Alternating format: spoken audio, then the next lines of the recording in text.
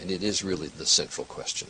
Can you look the country in the eye and say, I have the experience and I have the ability to be not just vice president, but perhaps president of the United States of America? I do, Charlie. Meet Sarah Palin, creationist.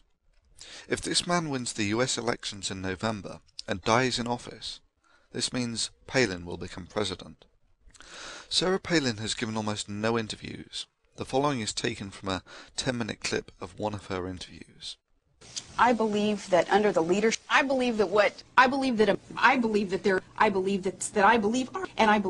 Okay, so she believes in things. What sort of things does she believe in? That our leaders, our national leaders, are sending them out on a task that is from God. That's what we have to make sure that we're praying for, that there is a plan and that plan is God's plan. So bless them with your prayers of protection over our soldiers.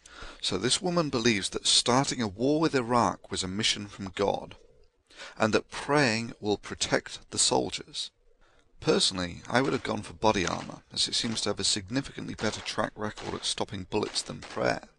But then again, this is merely the suggested best course of action from the godless science that shows that the Earth is not about 6,000 years old, contrary to Palin's beliefs.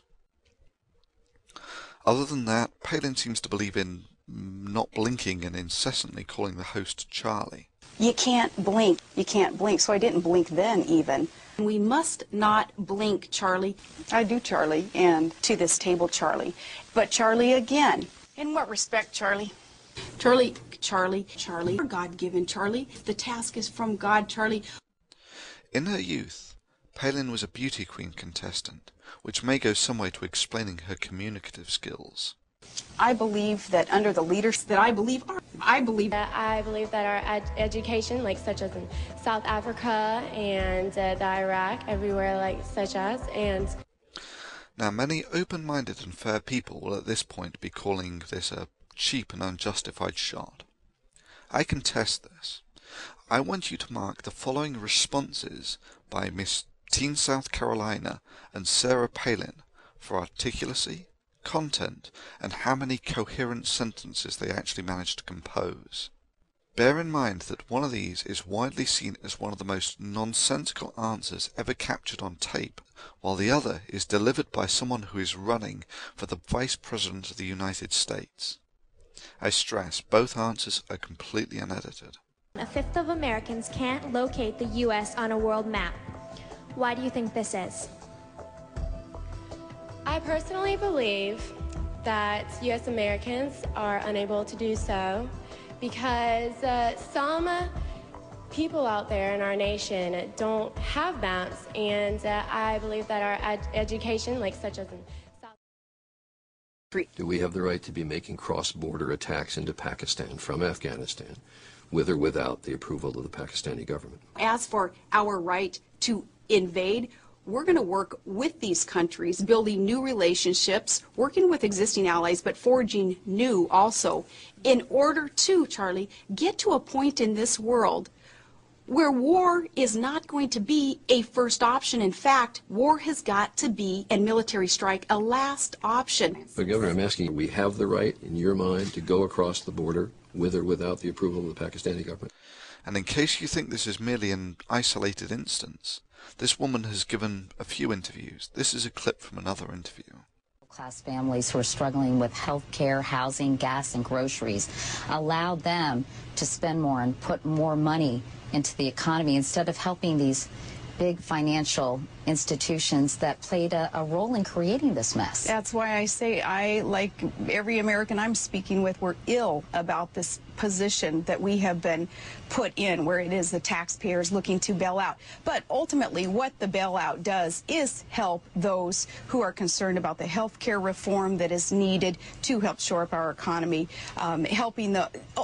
It's got to be all about job creation, too, shoring up our economy and putting it back on the right track. So healthcare reform and reducing taxes and reining in spending has got to accompany tax reductions and tax relief for Americans. And trade, we've got to see trade as opportunity, not as a competitive, scary thing, but 1 in 5 jobs being created in the trade sector today. We've got to look at that as more opportunity. All those things under the umbrella of job creation.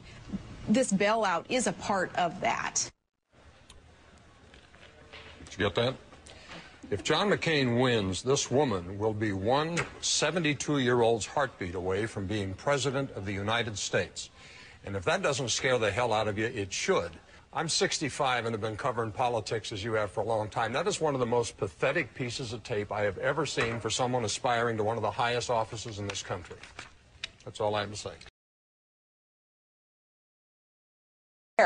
What insight into Russian actions, particularly in the last couple of weeks, does the proximity of the state give you? They're our next door neighbors, and you can actually see Russia from land here in Alaska. You've cited Alaska's proximity to Russia as part of your foreign policy experience. What did you mean by that? That Alaska has a very narrow maritime border between a foreign country, Russia, and on our other side, the land boundary that we have with Canada. It's funny that a comment like that was kind of made to,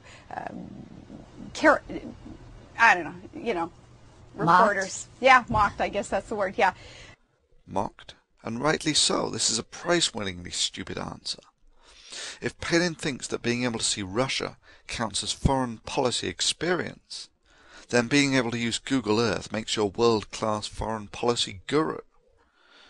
Indeed, by Palin's reasoning, the ability to see ballistic missile subs in Russian harbours gives you expertise in TAC nuke exchanges, while being able to see fast attack Russian nuclear subs and aircraft carriers in America gives you experience in naval warfare.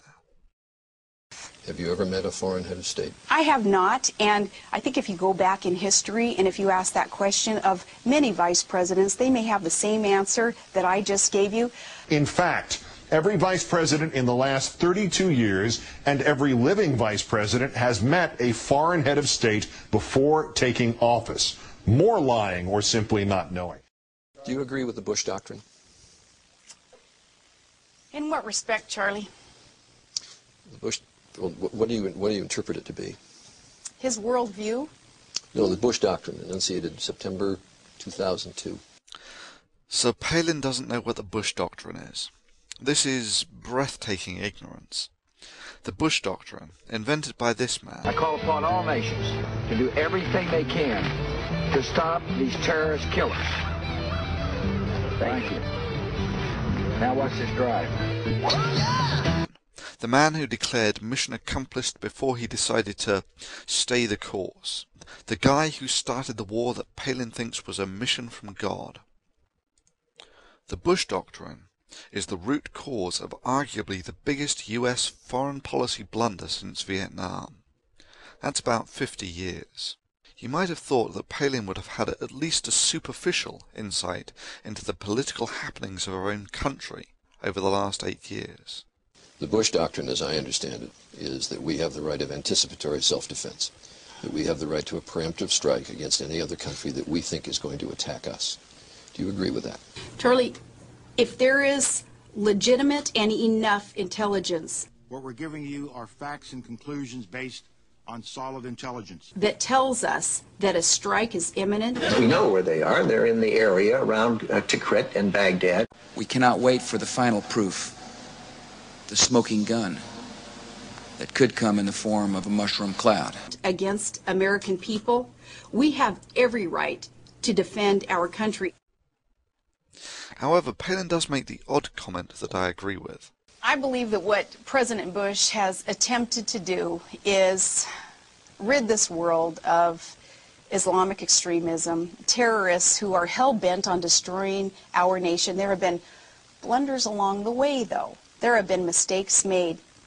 And with new leadership, and that's the beauty of American elections, of course, and democracy, is with new leadership comes opportunity to do things better. Yeah, that's right. This is the beauty of democratic elections. You get to change your leaders for the better, and you do this by learning from the mistakes of the past. If there is one lesson that America should have learnt over the last 8 years, it's that having a grade A moron and screw-up artist as a leader is a bad thing. Please, America, don't make the same mistake again.